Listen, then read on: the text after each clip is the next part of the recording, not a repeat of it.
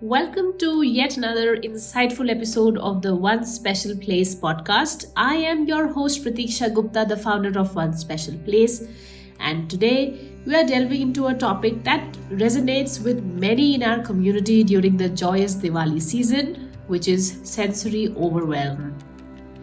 Diwali, with its vibrant lights and joyous festivities, holds a special place in our hearts. But for some, it can be a challenging sensory experience. We all want to ensure that everyone can participate in the celebration regardless of their sensory needs. Joining us in this episode is a remarkable guest, Dr. Shalini Chablani, an expert in sensory issues, an occupational therapist, and an advocate for inclusivity during Diwali. Dr. Chablani will share her wealth of knowledge and provide us with some awesome tips to combat sensory overwhelm during this festive time. So if you're looking for practical strategies and insights to making this festival more enjoyable and comfortable, you are in for a treat. Let's dive right in and make this festival of lights an inclusive and joyous celebration for everyone. Hi everyone, thank you. Great, Shalini. Thank you for taking out time today as we talk about a very important topic as Diwali is nearing, which is about sensory overload in children and especially children who have special needs or sensory processing difficulties and kids in general. So I'm excited to be hosting this with you as my guest today. So Shalini, let's start. Can you first explain, as an OT to our listeners, what is exactly sensory overload and why it can be particularly challenging during this festival season like Diwali? So, hi everyone. So just to talk about sensory overload, so you have to understand it in a way like as if you are stuck, your brain is stuck in a traffic jam. So sensory overload is similar to a traffic jam where your car is stuck and you have lots of noises, lots of people, and you are stuck and you can't move ahead.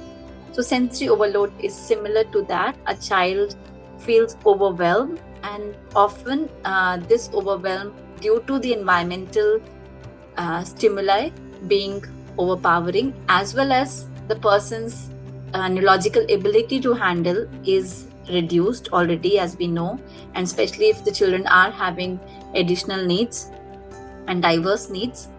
And then it results in sometimes a physiological effect as well. So a lot of time, we would see overwhelm, behavior difficulties, children crying, having a behavior tantrum.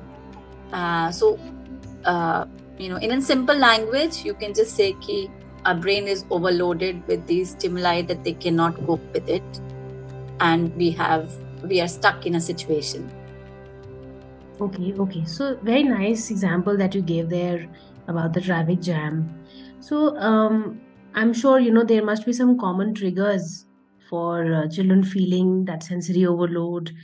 Can you throw some light on these? What can be some triggers and how can these impact different children, different individuals?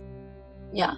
So especially festival times are, times to celebrate, but at the same time, times that we as parents need to be also cautious about the sensory overwhelm, because the routines are different. In the festive period, our waking up and our sleeping times might differ because of having parties at home or having visitors at home. And since the routines are different, there is, say for Diwali is coming, you have more things. So you will have more lighting than what you would expect normally. You would have more guest visiting. You would have more of noise levels that you would normally experience. Right. So festival seasons are, as I said, an important time to celebrate, but at the same time important points to also be cautious for children, especially younger children and children with diverse learning needs. Right. So you mentioned about visual overstimulation in form of excessive lights and auditory inputs in terms of maybe the firecrackers or maybe people. What other types of stimulations can be there, Shalini? So even in, so children, so you could have like lot of, tactile overwhelm as well. There might be guests coming in, and hugging the children if they don't want to, being in their space if they don't want, especially if they are coming with their other children. So again, there's a lot of this what I would say, like where the child will feel unsafe because there are other children in their place. Also, are the dressing changes, even if like the child is not wearing a dress that they are uncomfortable in, but the others might be wearing the glittery dresses or the dresses with sequins in, which might not be as comfortable as a cotton dress which doesn't have any sequins and doesn't have that tactile overwhelm feeling to it. Right. So true, so true. And it's very hard to explain anyone who's coming to your house or when you are stepping out, for Diwali shopping. So, what can be some simple things, simple strategies, like, or techniques maybe that you recommend that can be used for children to manage this sensory overload during the festival? Yeah, so there are certain things that we can do in the environment, in our own home environment, is like, so having first thing that I would say is probably being mindful of what your child's sensory preference is. So if they are auditory sensitive, or if they are smell sensitive, so using those cues to mellow down the thing. So if they are auditory sensitive, probably having your wooden doors along with your glass doors kept closed. Probably having a light music in the background if there is so many unsudden noises of firecrackers. Also having a corner at home where so a lot of time we feel overwhelmed with a lot of things around the Diwali. So maybe having a designated place where you keep all your gifts for Diwali at one place, and it's not lying everywhere in every room in that sense. And also having a small quiet corner where the child can and it's like a sacred space for that child or for the person, where they can go and we can be mindful of telling our guest, Right, to say, okay, let the child be there and he will come out when he or she is ready for that. Also, I think not forcing a child to, I would say, to dress up in a certain way or to be in the same space when he's not feeling comfortable. So really honoring the child's wishes at the same time. Right. These are such awesome tips, Shalini, because I feel that as a therapist myself and even as a mother, many times our kids, they are not in that same space like we are, and we want them to participate. But in all the rush and the anxiety and the frenzy of the festival, we forget that they themselves are individuals, even though they might be tiny, but they have a say, and we should honor their preferences. So I'm sure, all of us have felt this sometime in our own lives as well. So great tips there. Let's move on to our next question. So how can friends and family members support, people or children who experience this sensory overload? Are there any other strategies or practices that parents and other family members can be aware of? Yeah, so I think something that and I'm a big believer of it is also, honoring the sleep time. So probably, telling your friends and family to say, okay, this is a sleep time that we respect to. You can have an hour here and there, but really respecting, because sleep is a foundation of a lot of other, sensory processing abilities as well. So if your child is not slept the other day, the whole day is going to be very difficult for you and for your family as well. So just helping them to know what are your rest times or sleep times that you would prefer them to visit. And especially in Indian family, we are very host welcoming, and so we sometimes do not inform enough to them. And also, I always feel that, not only in the festive season, but if we can have, like, if we all nowadays all have our family WhatsApp group, so keeping some things and sending some things informally, so that all the family members are aware of this child. Often we are not aware of a child who might have additional difficulties, or even, for children who are sensory overwhelmed during these times, to say, okay, my son doesn't like being hugged. So if you do happen to come to our house, please ask Dan if you can have a hug. Please be mindful of the perfumes that you wear, because sometimes I get a headache or my son gets a headache. So I think, so those simple things in an informal way would really be helpful, that our family and friends will be aware of. And at the same time, also preparing the children as well, because there will be eventualities where we'll not be able to control all the factors out in the environment. So preparing our own family in a way that we know that, through social stories, or having a visual to say this will happen at this time and this might happen, so that they are also ready for changes that might happen due to the festive season. So, and also sometimes I find that having a visual calendar which is displayed, like either on your fridge or maybe in a common area near your kitchen, where your guests also have an access to it.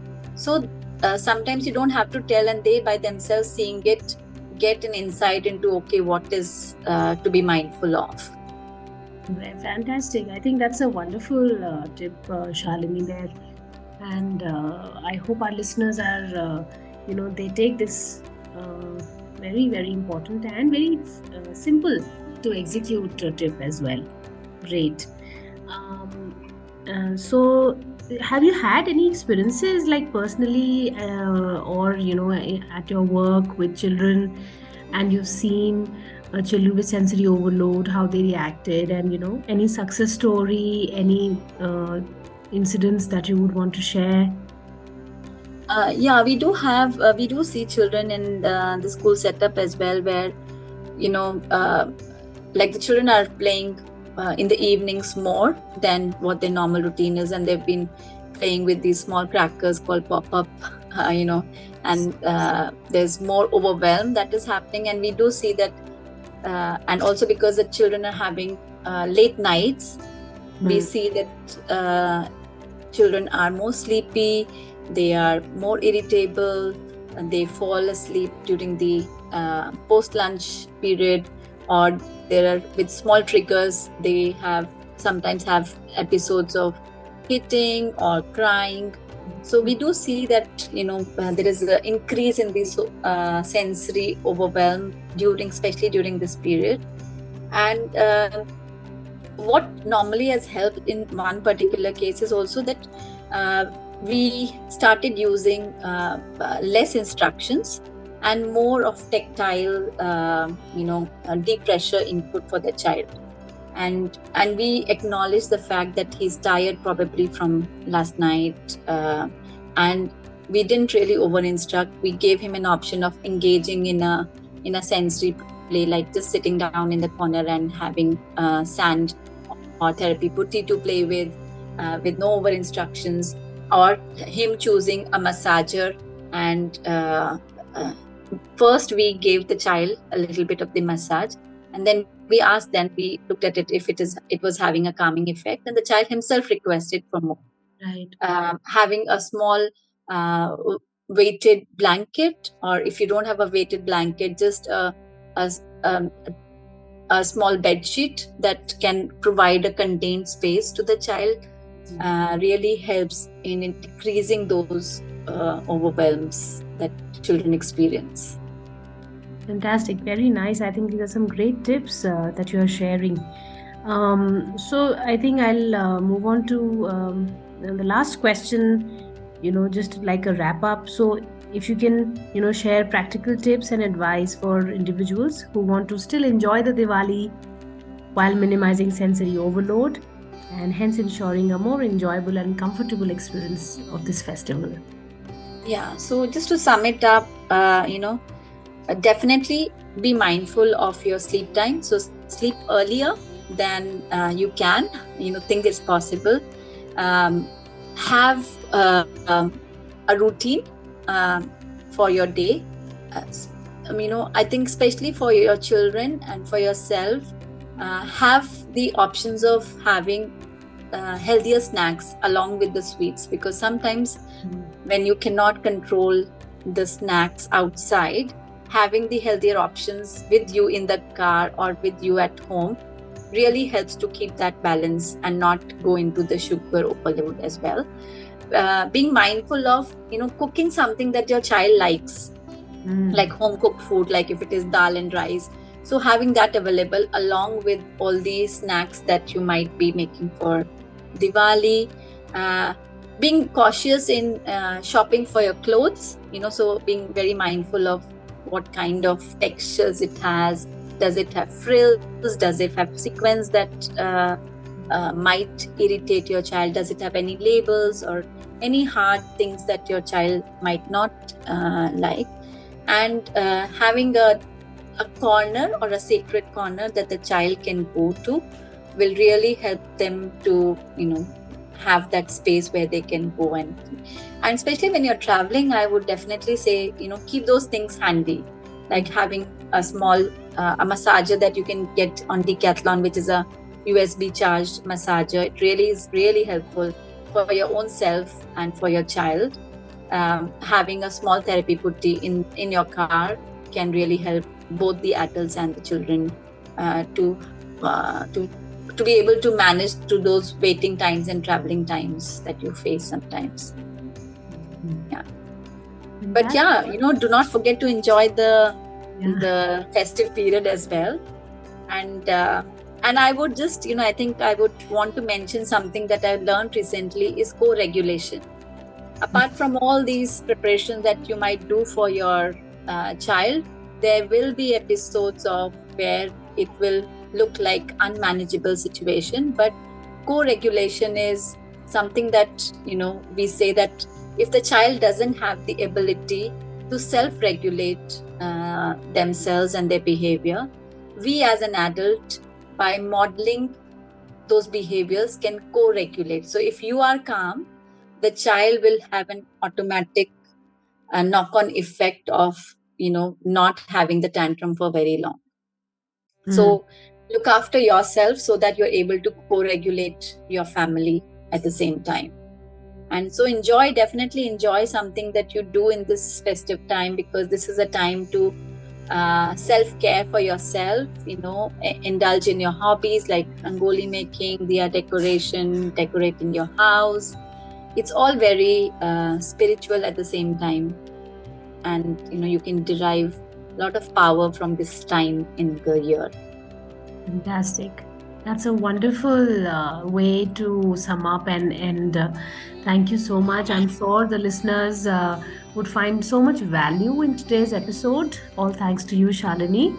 I hope everybody enjoys this festival in whatever way you want to, whether you want to have it grand or simple at home or with extended family and friends.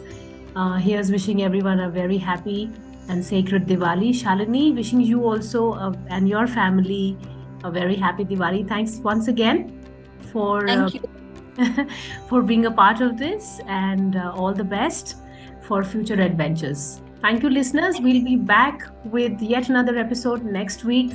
Stay tuned, and you can subscribe to the One Special Place podcast. Thank you. Bye-bye. Happy Diwali.